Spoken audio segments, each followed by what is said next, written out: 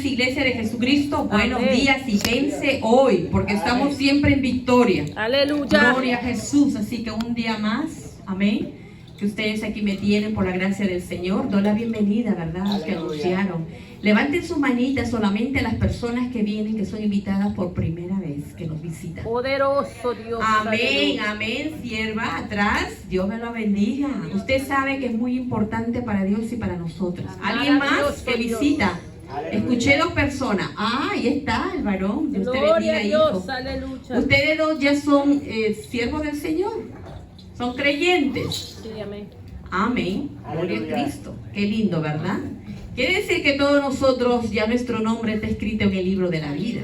¡Wow! ¡Qué preciosa familia en el Señor! Bien, vamos en esta mañana a compartir la palabra del Señor. Así que vamos rápidamente a las Escrituras. Aleluya. Vamos a buscar en el libro de Éxodo. En el libro de Éxodo. Aleluya. Gloria a Jesús. Vamos a ver en su capítulo 17. Gloria a Cristo Jesús. Aleluya. Capítulo 17, versículo 12. Amén. Gloria a Dios. Los que lo tienen ya el texto lo ubicaron, dicen amén. Y los que no, dicen gloria a Dios todavía. Hay que tener paciencia. Lo importante es tenerlo todos y leerlo todos juntos. Dice así la palabra del Señor, honrando siempre al Padre, al Hijo y a su Santo Espíritu.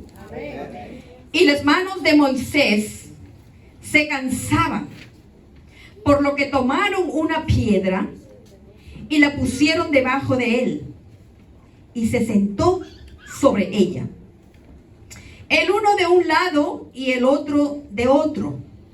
Así hubo en sus manos firmeza hasta que se puso el sol. Seguimos la 13 y la 14. Y Josué deshizo a Amalec y a su pueblo a filo de espada. Y Jehová dijo a Moisés: escribe esto para memoria en un libro, y di a Josué que raeré del todo la memoria de Amalec de debajo del cielo. Padre, una vez más aquí estamos delante de tu presencia, Señor.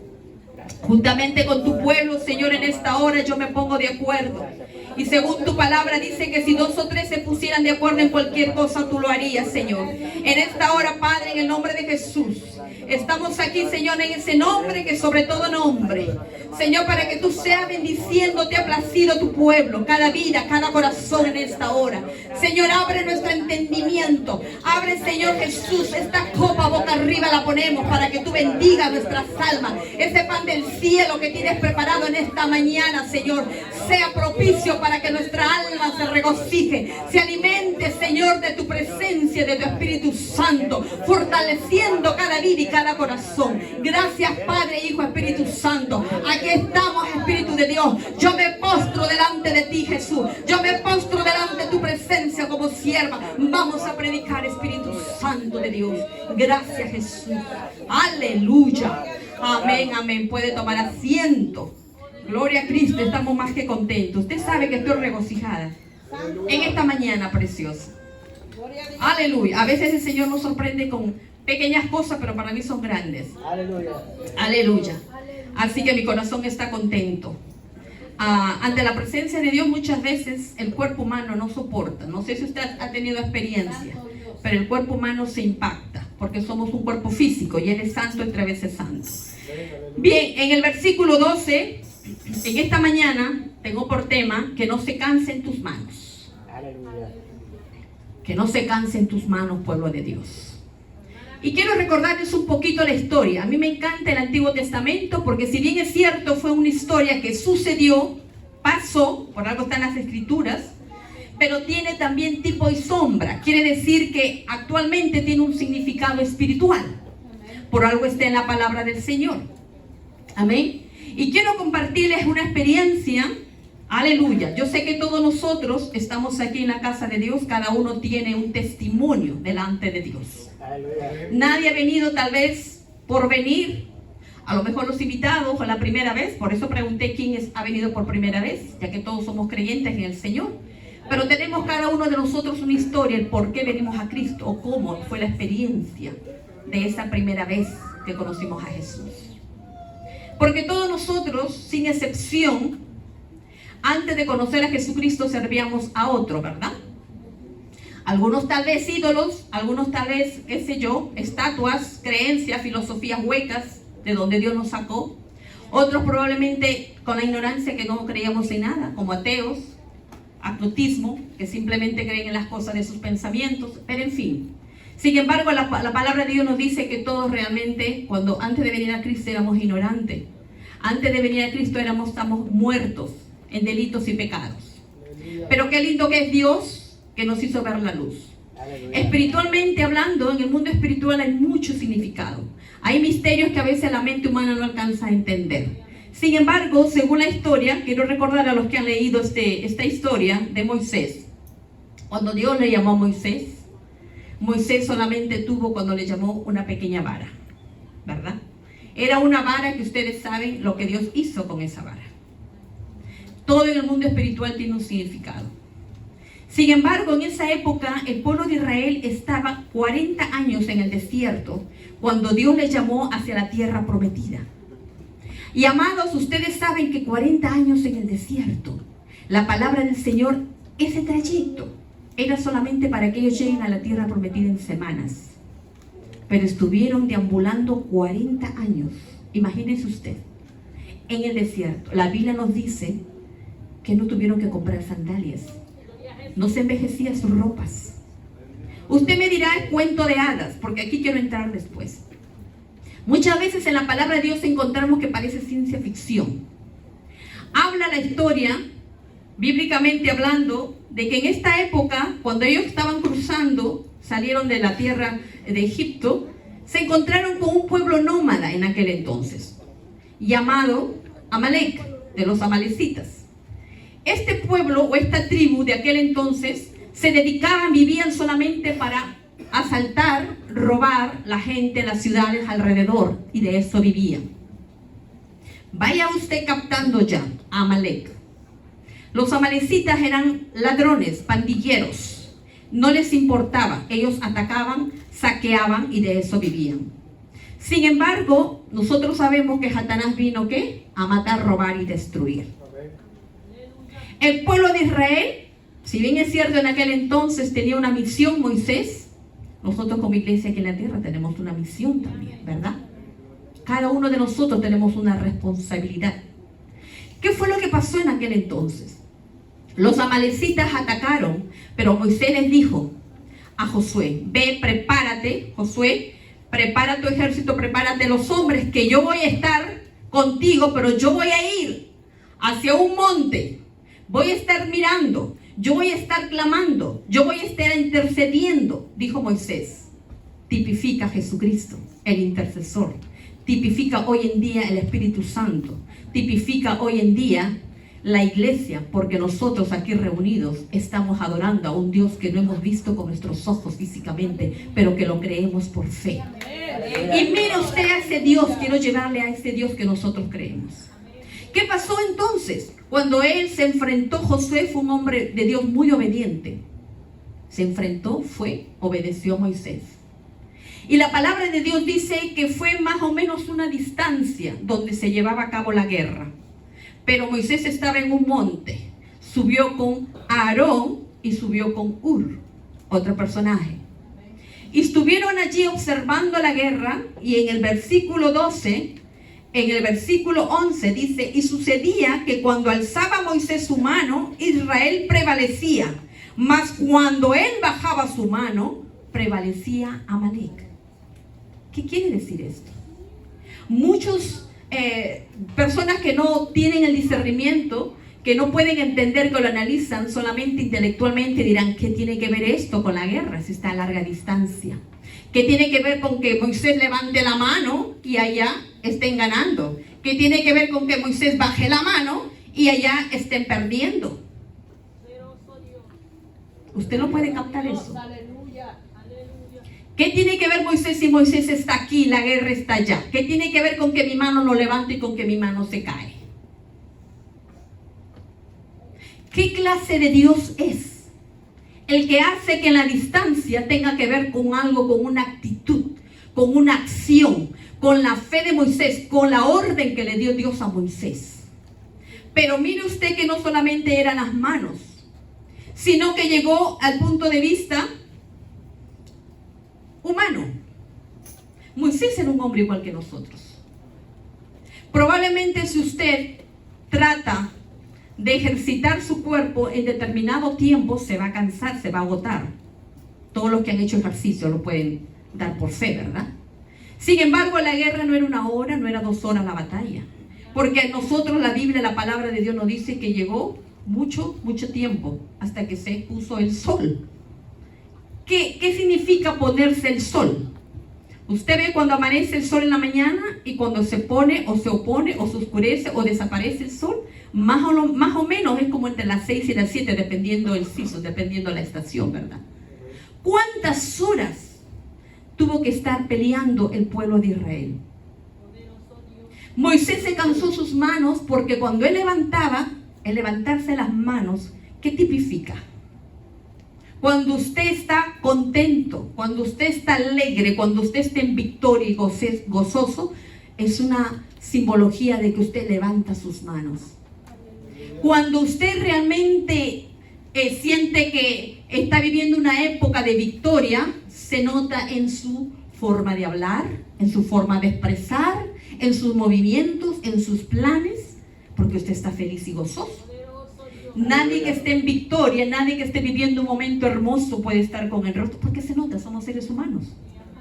A no ser que sea un payaso, que los payasos, verdad que su trabajo es hacer reír, aunque por dentro su vida sea un desastre. Nosotros no somos payasos. Como seres humanos actuamos de acuerdo a lo que vivimos, porque somos humanos. Sin embargo, hay un punto importante aquí. ¿Qué clase de Dios es el que adoraba Moisés, Aarón y Hur? Mire un punto importante aquí. Él solo, al inicio, Moisés levantaba su mano. Él tenía su vara. La vara tipifica autoridad. La vara tipifica fortaleza en Dios. Porque cuando Dios lo llamó a Aarón, él no tenía nada. Probablemente en ese entonces, en esa época, todo era desierto, palos, arbolitos, una vara, una simple vara. Pero que una simple vara, Dios lo convirtió en un instrumento poderoso para este hombre Moisés. ¿Nosotros qué tenemos? No estamos viviendo en esa época. No tenemos una vara, un palo tal vez, pero tenemos algo mucho más importante. Tenemos a Jesucristo. Tenemos esa sangre que Jesús derramó, que es poderosa, que los demonios mismos lo declaran. Tenemos nosotros el Espíritu Santo que Jesús lo envió. Cuando Jesús subió al cielo, dijo: yo me iré, pero os enviaré al Santo Consolador, que estará con vosotros todos los días hasta el fin. ¿Ha llegado el fin? Todavía no ha llegado el fin. Quiere decir que está todavía con nosotros. ¿Con quiénes? Con nosotros, la iglesia, con usted, conmigo, con cada uno de nosotros. Está el Espíritu Santo de Dios. Es Dios, es Espíritu. Pero lo triste es, como no lo vemos, aunque lo sepamos en nuestro conocimiento, en nuestro intelecto, no le sacamos ventaja, no lo aprovechamos. Santo Dios. Dios me llevaba a esto, que su palabra, que la victoria, que lo que Él hizo, está ahí, pero que sus hijos no lo aprovechan, no hacen uso. Por eso es que vemos lo que vemos en la casa del Señor. Continuamos con la historia. Cuando Moisés pasaba las horas, y la batalla se estaba dando allí, a distancia, llega un momento que él se cansaba. Haga usted la prueba varias horas con las manos levantadas. Se cansó. Y como él se cansó, su brazo se cansó, empezó a bajar los brazos. Y miren ustedes qué lindo es Dios, que él no subió solo al monte. Él subió con Aarón y con Hur. Siempre hay ayudantes. Siempre Dios envía ayudadores. Siempre, no solamente personas. Tenemos también los instrumentos que Dios nos ha dado para luchar, para guerrear. En guerra espiritual hay un tema que yo siempre hablo, de la forma ya detallada, cómo luchar. ¿Cuáles son las herramientas? Porque Dios nos ha dado herramientas. Ayuno, vigilia, oración. Tenemos la armadura de Dios. Tenemos muchas cosas que Dios nos ha dado. ¿Lo sabemos? Sí, pero no lo usamos. Usted tiene su armadura. Y la armadura de Dios, aunque lo menciona en el libro de Efesios, tiene un significado. Tiene un significado espiritual. ¿Usted se imagina cuando Satanás lanza sus dardos? Está buscando qué cosa de su armadura, en qué parte tal vez la espada no lo está usando, tal vez el casco no lo está poniendo bien, tal vez no tiene puestas las sandalias y por ahí empieza a atacar los dardos, empieza a lanzar. No lo vemos, no lo vemos. Pero como no lo vemos, no importa. Está en la Biblia, está en la Biblia. ¿Qué será? Así dice. Y lo dejamos pasar. Pero no nos aprovechamos de eso, no lo usamos. ¿Qué pasó entonces aquí? Aquí está Aarón y Hur. Probablemente ellos podían visualizar. Imagínense una guerra, eran miles. Se nota la distancia, ¿verdad? Ahí no había como ahora con la tecnología, todo teledirigido o con drones. Ahí no había, ahí era cuerpo a cuerpo la guerra, pero se podía observar de qué manera, ¿verdad? ¿Quién prevalecía? ¿Cuál de los dos bandos prevalecía? Y cuando Moisés bajaba los brazos, probablemente, digo yo, me imagino, que se dieron cuenta ahí que estaba cerca al lado de él y empezaron a ayudarlo. De un lado, de un brazo, estaba Aarón y del otro brazo estaba Hur, ayudándole. Pero ellos también eran humanos, ellos también se podían cansar, pero tenían la ayuda porque el líder era Moisés. Aleluya. El líder era Moisés, tipifica sus ayudas. Todo en el mundo espiritual, en las cosas de Dios siempre hay un orden, amada iglesia. Y ese orden hay que respetarlo, no podemos violentar el orden de Dios. Amén.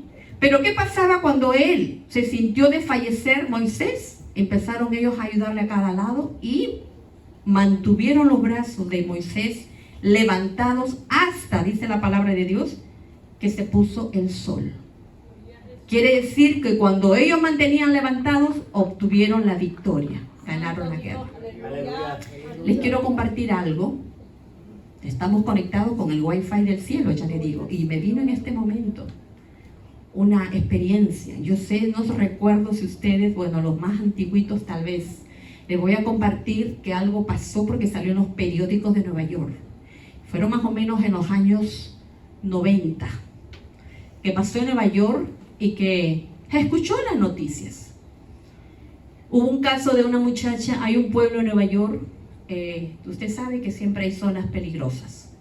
Había una zona peligrosa en Nueva York y esta joven era creyente, tenía que siempre agarrar el tren del trabajo a su casa. Tenía que pasar en el trayecto, tenía que pasar por un pueblo, un barrio muy peligroso. En esa época habían pandillas, pero habían mayormente gente que no solamente robaba o asesinaba, sino que gente que había muchas violaciones, atacaba mucho. En la policía no se atrevía a entrar tal como tal, pero era un pueblo muy peligroso, un barrio muy peligroso. Resulta que esta joven agarró el tren, salió unos minutos, usted sabe cómo es aquí los horarios de los trenes. Unos minutos se demoró saliendo del trabajo y siempre agarraba el tren. Perdió el último tren, que era como las 10 minutos de la noche. Perdió ese tren por minutos y dijo, ¿y ahora qué hago? El tren tenía una conexión para que pasara de donde ella agarraba el tren y pasara ese pueblo peligroso, ese barrio. Podía agarrar otro bus de ahí en adelante, pero lo peligroso era pasar ese barrio. Entonces ella perdió el tren. No era muy lejos, dice ella, sin embargo, porque era peligroso, prefería irse en tren. Era la noche. Ella no sabía qué hacer. Ella misma lo comenta, lo cuenta, porque le entrevistaron. Cuando ella tenía que pasar, porque sí tenía que dormir en su casa, empezó a orar. Y dijo, una oración simple, pero que marca la diferencia, porque lo hizo con todo su corazón. Señor, tengo que ir a ese lugar, tengo que pasar ese lugar, tengo que ir a mi casa, pero tú sabes cómo es este barrio. Te ruego, Padre, lo que dice la Biblia, que envíes a tus ángeles que me ayuden, que estén conmigo. Hizo la oración y empezó a avanzar, se animó, tomó fuerza, tomó coraje y se fue caminando. La calle era angosta, pero había una parte que era bastante oscura. No tan oscura, pero bien tenue la luz. Entonces ella empezó caminando. Caminaba, dice ella, un poquito cabizbaja. Me imagino que era un poquito frío, porque ella dice que caminaba bien hacia arriba y caminaba, apresuraba el paso. Conforme se iba acercando a esa zona, apresuraba el paso. Y siempre, como ella pasaba por tren allí, siempre veía a un lado derecho, que siempre se reunían afuera. Era gente, ustedes saben, gente afroamericana, pero era afuera es que se reunían. Ella pasó, pero no quería mirar nada, pasó caminando, apresuró el paso. Cuando apresuró el paso, dice ella que le temblaban las piernas, le temblaba el cuerpo, que ella no quería pensar en nada, solamente quería pasar, pero no tenía que demostrar eso. Por dentro ella dice, yo me moría, temblaba. Cuando ella apresuró el paso y pasó, se asombró, tan luego pasó, se asombró de que las personas, esos hombres estaban allí, los delincuentes, y no le habían hecho nada. Siguió, llegó a su casa, agradeció a Dios y al día siguiente continuó trabajando. Y allá la gente en aquel entonces eran fanáticos de los periódicos. En su trabajo siempre llegaba el periódico, el New York Times. Y ella siempre, como había en el trabajo, en su horario, dicen el lunch, siempre ella revisaba ahí, conversando ahí en su trabajo. Y en la primera página salió allí que el día anterior habían matado a una joven. La habían violado y la habían matado. Ella se dio cuenta y dijo, pero fueron minutos después que yo pasé. ¿Qué pasó? ¿Por qué a mí no? Y bueno, en ese día ella se quedó pensando y en la noche, en las noticias en televisión, ella vio de que la policía había ido y total que lo agarraron al hombre. Hicieron toda una búsqueda, lo agarraron supuestamente al que había matado a esa joven. Pasó 2 días, 3 días, ella se quedó pensando en su mente, decía, ¿por qué a mí no? Si yo sé que es peligroso, ¿por qué a esta joven? Si yo pasé, yo vi que ellos estaban allí, pensaba que se iban a acercar, ¿qué pasó? Ese pensamiento hizo que ella se atreviera. Voy a ir a preguntarle a ese hombre. Se atrevió, fue a la cárcel, pidió hablar con ese delincuente.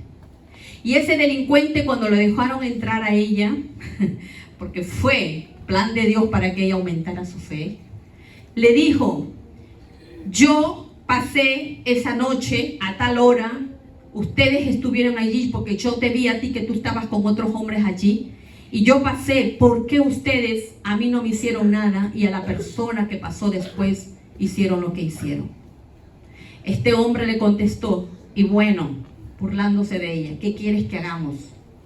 Si tú estabas con guardaespaldas. Nosotros te vimos a un lado, un hombre, un guardaespaldas huerdo, fortulento ahí, y al otro lado también que nos miraban con unos ojos que nosotros no nos atrevíamos ni siquiera a acercarnos a ti. ¿Qué quieres que nosotros hicimos? Ella sabía que había estado caminando sola. Ella se quedó muda. Dice que en ese momento salió llorando, le comentó su pastor, y desde ese momento ella todos los días hasta, me imagino que hasta ahora, pero ella cuenta en el testimonio, mi fe creció, ahora yo sigo hablando de que es real de sus ángeles. No vio las alas, vio 2 hombres fortachones, musculosos, pero el delincuente dijo que eran guardaespaldas, que no se atrevieron. Bendito sea Dios. Lo que mucha gente piensa que simplemente está en la Biblia porque está, no se da cuenta de que eso es real. Y los ángeles pueden tomar la forma del ser humano. Eso es bíblico. Es un testimonio que a mí me impactó en aquel entonces. Mire usted los añitos. Pero eso salió, no sé si ya lo habrán escuchado algunos. Entonces vemos nosotros que lo que la palabra de Dios dice es real. El problema somos nosotros, que no lo creemos muchas veces. Y en la Biblia yo me he encontrado, amado, cuando uno lee la palabra de Dios parece ciencia ficción. ¿Por qué? Mire usted, allí nada más, solamente lo vamos a mencionar en el capítulo 14. En su versículo 20. Dice, e iba entre el campamento de los egipcios y el campamento de Israel, y era nube y tiniebla para aquellos, y alumbraba a Israel de noche, y en toda aquella noche nunca se acercaron los unos a los otros. En el versículo anterior habla de un ángel. Ustedes saben que el ángel de Jehová, dice la Biblia, cuando salieron de Egipto, en el día, que era lo que los guiaba, una nube, ¿verdad? Columna de nube. Y en la noche, columna de fuego.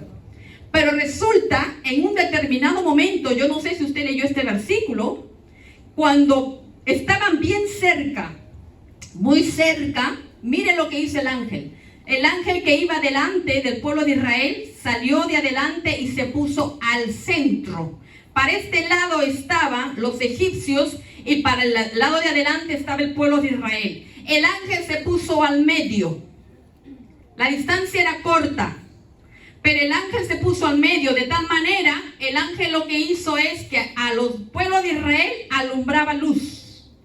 Y a los egipcios que estaban cerquísima, empezó a poner tinieblas, nieblas. De tal manera dice la Biblia que los egipcios solamente giraban. Ellos pensaban que avanzaban, pero lo que hacían era girar, porque era todo niebla. Usted sabe cuando hay niebla, no se ve bien.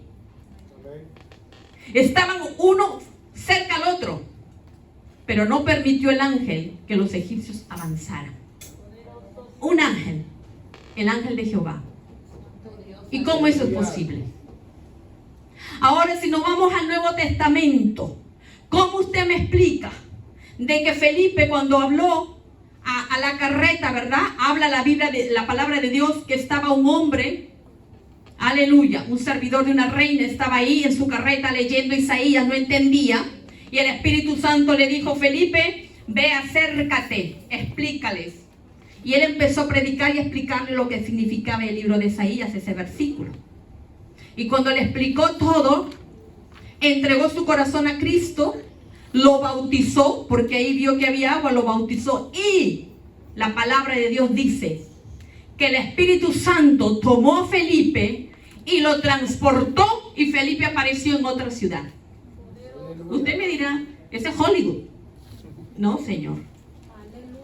¿Cómo puede un hombre estar en un lugar y ser transportado a otra ciudad, a otro lugar?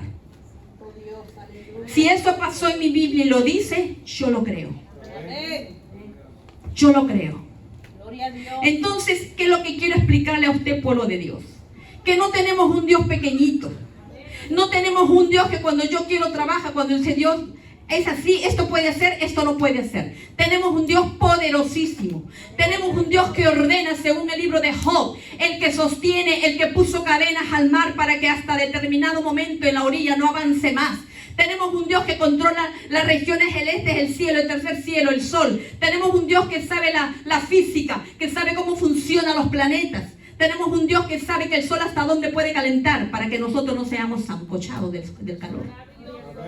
¿Quién maneja todo eso? ¿Quién hace el mantenimiento? Tenemos un Dios que habla de la Osa Mayor, de todas las estrellas, que lo conoce con su nombre, que aún la ciencia aún está descubriendo algunas cosas.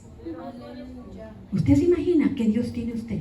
Aleluya. ¿Por qué entonces aquí la iglesia, nosotros en la tierra, lo hacemos un Dios pequeño? Hay un versículo en la palabra de Dios que dice una pregunta: ¿habrá algo imposible para mí? Si la respuesta dice no, porque no hay nada imposible para Dios, entonces ¿qué está pasando? ¿Por qué le hacemos un Dios pequeño?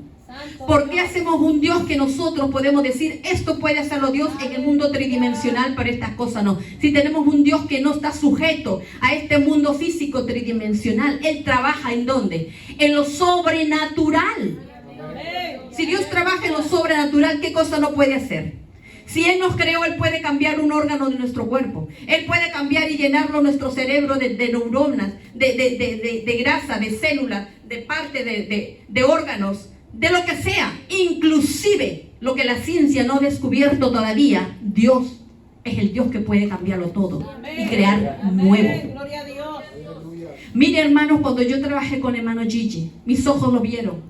Por eso es que a veces con los años uno predica, uno habla, porque hay cosas que tenemos que verlo, porque así somos los seres humanos. Yo veía en las campañas del hermano Gigi Cuando veían, ahora ya es más común, pero en esa época, las manos, cuando le decían que extendían uno más grande que el otro, en aquella época, y se nivelaban. Las piernas, como los huesos que eran salidos, se volvían a su lugar, se movían los huesos. Usted lo podía ver. Y yo digo, ¿cómo, Señor, es eso posible? Es obra de Dios de lo sobrenatural. Aleluya. Amén. Eso es verdad. Y aún está vigente hoy en día. Amén. Lo que pasa es que la iglesia se ha llegado al conformismo. Solamente queremos ir como los religiosos. Calentamos asiento, qué bonito, qué lindo, y nos vamos y nos regresamos y ya cumplimos y ya estuvo. Santo Dios, aleluya. La Biblia dice, si para ti eso es, así será. De acuerdo a tu fe será hecho. No tiene la culpa Dios. Bendito Dios. Entonces, ¿qué representa cuando yo digo que tus manos no se cansen? Bueno, se cansaron las manos de Moisés porque fue un ser humano. Pero Jehová Dios, él fue obediente. Jehová Dios le dio la victoria. Ahora nuestras peleas no son físicas. Nuestras luchas tal vez no sean batallas que podamos ver, pero vemos batallas en nuestras vidas. Vemos batallas en nuestras emociones. Vemos batallas en nuestra psiquis. Vemos batallas de enfermedad. Todo el tiempo tenemos situaciones, porque Jesús lo dijo, en este mundo tendréis aflicción. Vamos a ver aflicciones. Pero ¿qué estamos haciendo? Nuestras manos tal vez no sean físicas, pero nuestra fe, que representa las manos, no tienen por qué caerse. Santo Dios, A veces Dios permite situaciones para que nuestra fe crezca y nuestras manos se levanten. amén. Aleluya. Tus manos tienen que estar levantadas, no tus manos físicas. Tus manos representan tu fe, tus manos representan el amor a Dios. Porque decimos, Señor, te amo, pero en el momento de la prueba, ¿dónde está tu amor? Tus manos representan también tu confianza. Tus manos representan que tú también te esfuerces, porque hay que poner de nuestra parte. No todo le demos a Dios. Mire, yo me he encontrado en Perú, me he encontrado con situaciones en la iglesia, hermanos de años en el Evangelio. Y siempre piden oración, que otros hagan el trabajo que ellos tenían que hacer.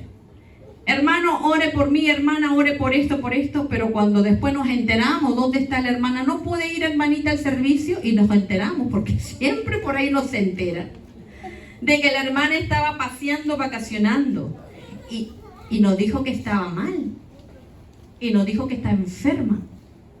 Entonces, la persona que quiere tener victoria, el cristiano que quiera, como Moisés, ganar la victoria, esa es la persona indicada en la que tiene que pelear primero. Pero a veces dejamos que Dios haga todo.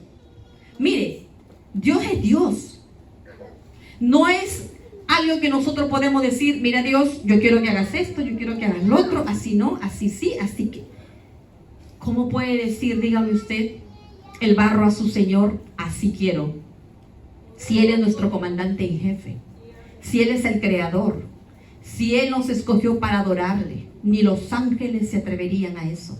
Santo Dios. Sin embargo, nosotros muchas veces le faltamos el respeto a Dios. Santo Dios, aleluya. Pero Dios como nos ama. A veces 2, 3 hermanas me dicen, Señor, hermana, pero el Señor es misericordioso. El Señor es amoroso. Sí, pero también me dice la Biblia que es celoso y fuego consumidor. Amén. Pero ese es el Padre, me dice. Mire usted, sí, ese es el Padre. Es verdad. Pero Jesús y el Espíritu Santo son celosos también, porque los tres son uno. Cada quien en su tiempo hizo su trabajo. Pero el Espíritu Santo me dice a mí la palabra de Dios. Ay de aquel que blasfemare. Contra el Padre pasa, contra el Hijo pasa, contra el Espíritu Santo, y ese es el que está aquí. Y a veces podemos pecar contra el Espíritu Santo por creernos saber cosas que ni siquiera tenemos idea. Y a veces Dios permite en su misericordia, pero ojo, nos da un tiempo.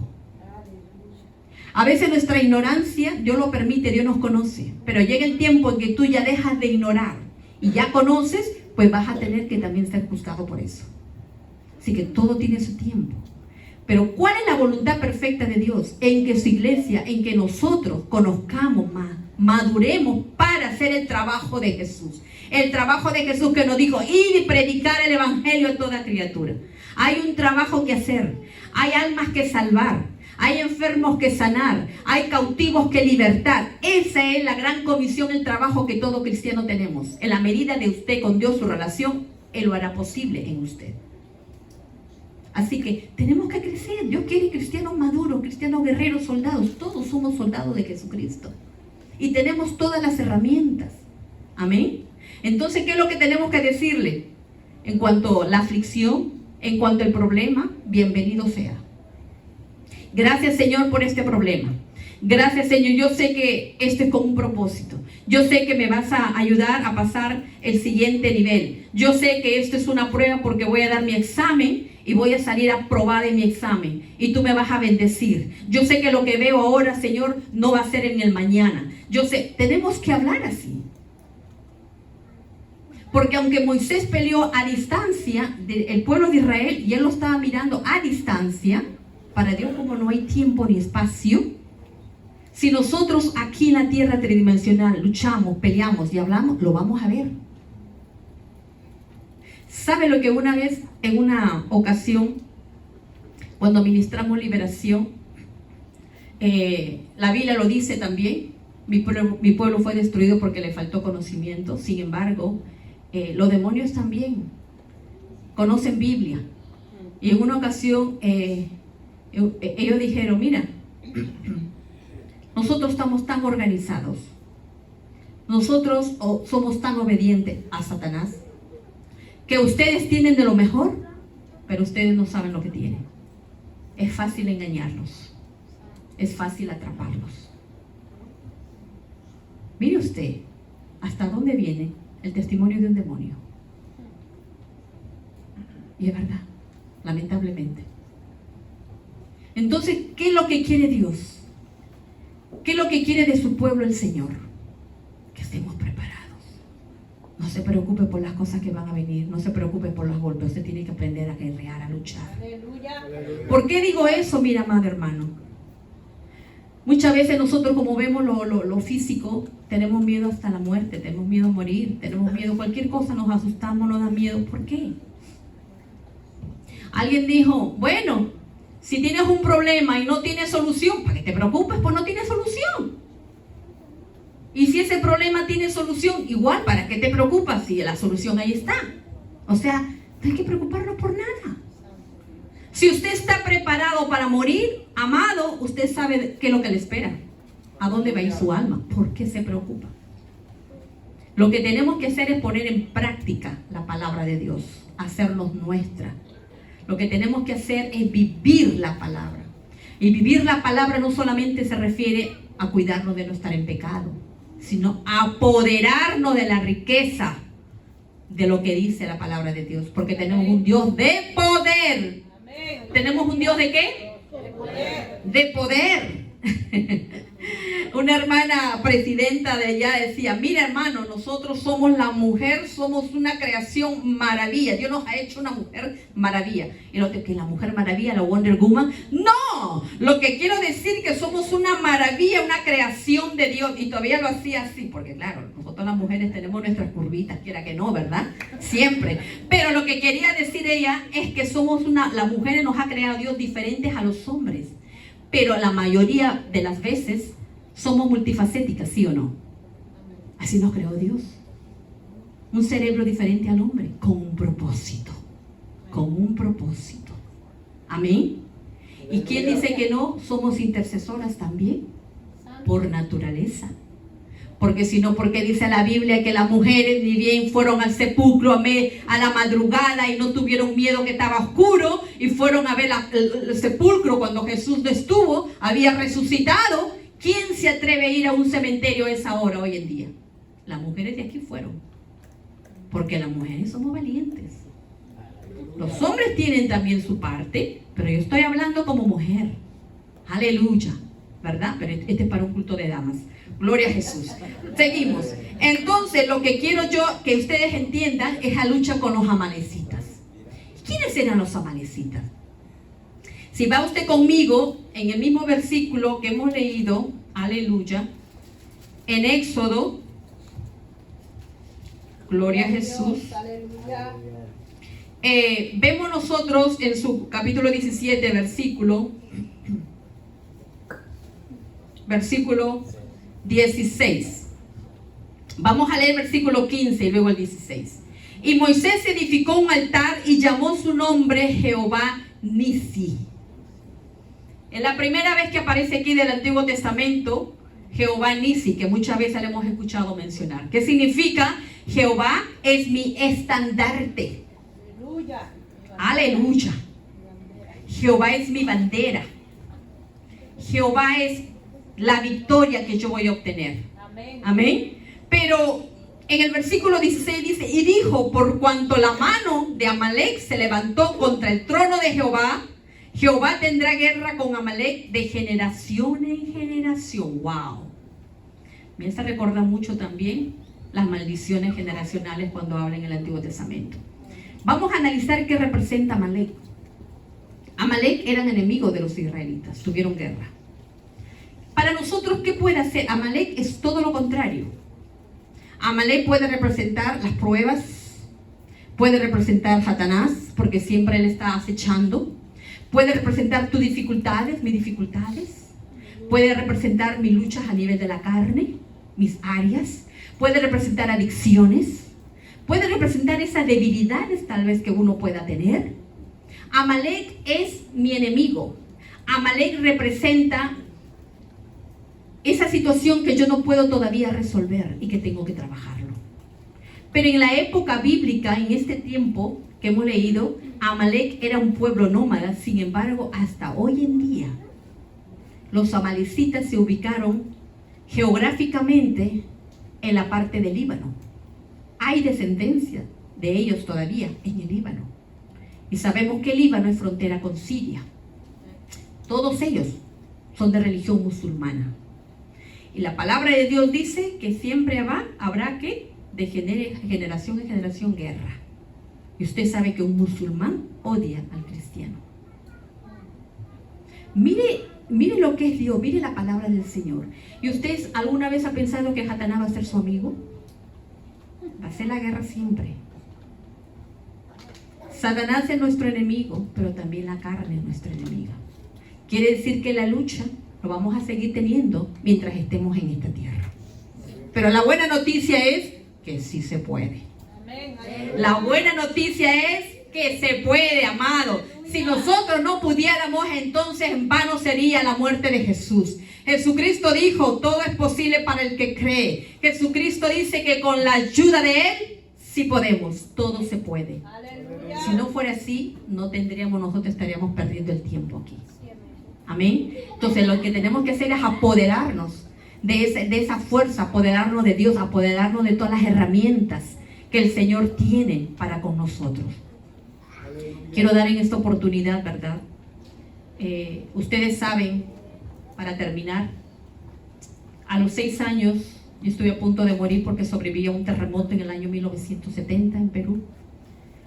A los 12 años, 11, para cumplir 12, tuve un accidente automovilístico. Éramos 4 hermanos. El hermano mayor de parte padre manejaba un auto. Éramos 3 mujeres, mi hermana mujer la mayor y una hermana de 15 y yo era la última. Resulta, en ese entonces yo era niña, mis padres no eran creyentes, ahora lo sirven al Señor de hace muchos años. Sin embargo, mi hermano antes había estado en una juerga, había tomado, no había dormido y entraba al trabajo a las 5 de la mañana. Se determinó el ir al trabajo manejando en esa situación, en ese estado, y papá y mamá nos mandaron a nosotros con él, todos los hermanos. Él se durmió en la carretera porque no había dormido. La carretera era una carretera lisa, pero como él se quedó dormido manejando, se chocó el carro con un tráiler que cargaba naranjas. Ese lado donde mi hermano manejaba estaba detrás de él mi hermana de 15 años. En el choque, en el accidente, el impulso fue ese lado y mi hermana murió descerebrada, automáticamente en ese accidente perdió la vida, murió en los brazos de mi hermana la mayor. Mi hermano salió disparado, el carro dio vueltas de campana. Mi hermano tuvo múltiples fracturas y él tirado, dice mi hermana, nos cuenta mi hermana, yo no recuerdo, ella dice que él se dio cuenta de la situación, agarró vidrios ahí y se quiso quitar la vida porque él se sintió culpable. Mi hermana ya había muerto y me empezaron, ahí se dieron cuenta a buscarme a mí y escuché yo a lo lejos mi nombre. Aleluya. Les cuento esto porque uno no sabe usted. Dios nos prepara. Estamos aquí por un plan de Dios. Por algo. Aunque sea que usted gane un alma, suficiente. Pero Dios quiere que siempre trabajemos para Él. ¿Cuál es el propósito que le estoy hablando de mi vida? Yo hace tiempo debería estar bajo tierra ya. Desde los 6 años. Sin embargo, me llamaban, yo a lo lejos escuchaba mi voz. Cuando yo respondí, yo estaba, dice, en medio del carro entre los fierros retorcidos. Yo tuve fractura de la pierna derecha en el fémur. Y el pulmón izquierdo estaba destruido, tenía hemorragia interna. Y eso es lo que me estaba matando. Cuando me sacaron, yo grité de dolor porque esto me mataba, no podía respirar. Y el dolor de una fractura es horrible. Yo sé lo que es una fractura. Y al sacarme con el dolor yo me desmayé. Era una niña de 11 años. Estuve en coma. Los médicos en el hospital ya no daban más por mí. Me dijeron a mis padres, en ese momento estaban en mi casa velando el funeral de mi hermana de 15 años. Y los médicos dijeron a esta niña, por mí no damos nada. Preparen su funeral, no hay más nada que hacer. Y me declararon ya para morir. En ese momento, un amigo de papá de su trabajo era cristiano y le habló que había un predicador evangelista, por eso las campañas son tremendas, Dios sabe. Había una campaña de este evangelista y lo llamaron a la casa y este evangelista oró por una batita de una telita que me ponían, dice mi mamá, y mi cabecera. Por eso yo creo en eso. Es bíblico. Los paños de Pablo lo ponían a los enfermos. El hermano Chillo oraba por las prendas. Y lo ponían a mi cabecera siempre, dice mamá, porque estaba en coma, solamente con oxígeno. Es que este pulmón no funcionaba, el oxígeno al máximo. Y Dios envió un estudiante de medicina, un practicante que estaba siendo internado, vino de otra ciudad y llegó allí que le habían enviado. Mi madre dice que cuando entró, yo estaba en una sala común, donde estaban puros enfermos. Y él hizo la visita en la mañana, a las 8 de la mañana, empezó a visitar a los enfermos y a leer su historia. Cuando llegó a mí, dice mi madre, estaba mi mamá, mi tía, se turnaban, mañana, tarde y noche, porque yo en cualquier momento, dice, dejaba de existir. Y cuando me vio, le dijo a mi mamá, señora, esta niña se está muriendo. Sí, doctor, los doctores han dicho, mi mamá lo rogaba, doctor, usted sabe. Le rogaba al doctor llorando que haga algo por mí. Lo que hizo el doctor, le dijo, señora, yo no puedo hacer más, pero vamos a intentarle. El que sí sabe, lo señaló arriba con el dedo. En ese momento me cercaron nada más, ustedes saben que hay unas divisiones. Me pusieron una división y en ese momento lo sacaron a mi madre afuera. Y ahí fue que mamá dice que me cuenta después. ¿Cuándo me cuenta mi mamá esto, amada? Mire, 11 años, 12 años de edad, ella nunca me dijo nada. A mí me mintieron que mi hermana había muerto. Cuando yo preguntaba, está allá en un centro, se está... Años. Después de 2 años me dijeron ya que mi hermana había muerto. Porque yo soñaba con ella. Y cuando me cuenta lo que les estoy contando, a la edad de 18 años, cuando entregué mi vida a Cristo. Yo le dije a mi madre, madre, entregué mi corazón a Jesucristo. Mi mamá se puso a llorar. ¿Por qué se puso a llorar mi madre? Ahí me cuenta ella. Me dice, hija, cuando enterrábamos a tu hermana, yo me encerré en un baño. Por eso, escuche bien, iglesia. Que Dios escucha. Porque Dios mira el corazón. Mi madre no era cristiana. Pero era tanto el dolor de su corazón que enterrando a una hija y esperando la muerte de la otra hija, ella derramó su corazón en un baño. Ella me contó allí y clamó a Dios y le dijo, Señor, si lo salvas a mi hija, ella no sabía nada de Biblia, yo te la entrego para que te sirva para ti, pero sálvala por mí. Cuando yo le dije que me convertí a Cristo a la edad de 18 años, ella lloró y me contó eso. Ahora entiendo, hija, me dijo, porque yo te entregué a Dios para que te diera vida. Ahora entiendo que ahora sí, Dios está pidiendo que yo cumpla, que tú conoces a Cristo. Y mamá nunca me prohibió. Entendió.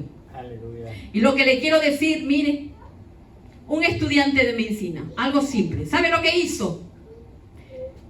Lo que hizo fue una pequeña punzón. O sea, me drenó allí la sangre, estaba cubierta. Cuando mamá entró, todo eso era lleno de sangre, salpicó la sangre. Dice mi madre que escuchó, ¡ay!, que yo grité. Mi madre dijo, ya mi hija se fue, ya murió. Lloraba, mi mamá tiraba la puerta, doctor, déjeme entrar.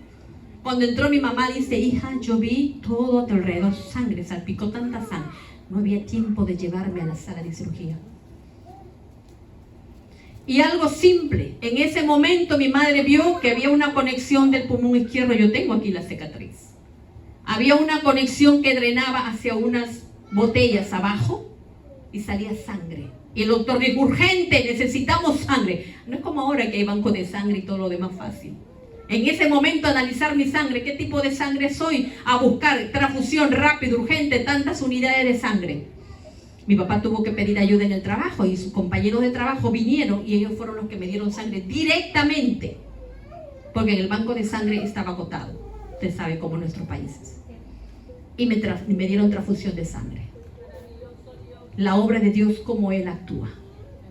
Y aquí estoy para la gloria del Señor, sirviendo a mi Rey con todo mi corazón. ¡Aleluya! Él es mi amado. Él es el amor de mi vida. Aleluya, es mi todo. Te adoro, Jesús. Las cosas que Dios hace. Y no importa si tenemos cicatrices, si tenemos uno que no funciona, el otro. No importa, Dios sabrá. Es su responsabilidad de Él de que nos tenga con vida. Y lo que venga, y lo que el enemigo quiera poner, y que tienes esto, y que tienes lo otro, no importa, no preste atención a la voz del diablo. Usted siga creyendo en el dador de la vida. Amén. Así que esto le dejo a usted, amada iglesia. Dios tiene propósitos con cada uno de nosotros. Siga creyendo en ese Dios vivo. Sigamos creyendo en ese Dios poderoso. Aleluya. Y aquí estamos. Como dijo el hermano Gigi, siempre me acuerdo, para echarle más leña al diablo. Aleluya. Para seguir haciendo la obra del Señor, en lo poquito, lo mucho, no importa. Un alma es muy importante para Dios. Así que aprovecho esta oportunidad. Si hay un alma que quiera entregar su corazón a Cristo, si hay un alma que quiere reconciliarse, que crea que está bien, pero no está bien, tiene que estar seguro usted de que su nombre está escrito en el libro de la vida. Porque le doy una novedad. En Apocalipsis dice que Dios tiene un borrador. Hay un borrador que puede borrar. Se puede borrar ese nombre. Si usted ha leído Biblia, lo va a encontrar. Así que voy a llamar a aquel que quiere entregar su corazón a Jesucristo. Santo Dios, aleluya. Es lo más maravilloso. O aquel que quiere reconciliarse. Si usted un tiempo conoció de Dios, pero ha vivido una vida guachihuachi, como dicen por ahí, un pie en Dios, otro pie en el mundo, con dudas, este es el tiempo. Este es el tiempo. Amén. Y si no hay, entonces vamos a dar la oportunidad a los que se sienten afligidos, a los que quieren que el Señor obre en sus vidas, a los que creen que tienen alguna aflicción de la carne, enfermedad, que crean que necesita un toque de Dios en sus vidas. Amén. Así que vamos a dar oportunidad para ministrar. Es el Espíritu Santo quien hace la obra, es Jesús quien sana. Amén. Por favor.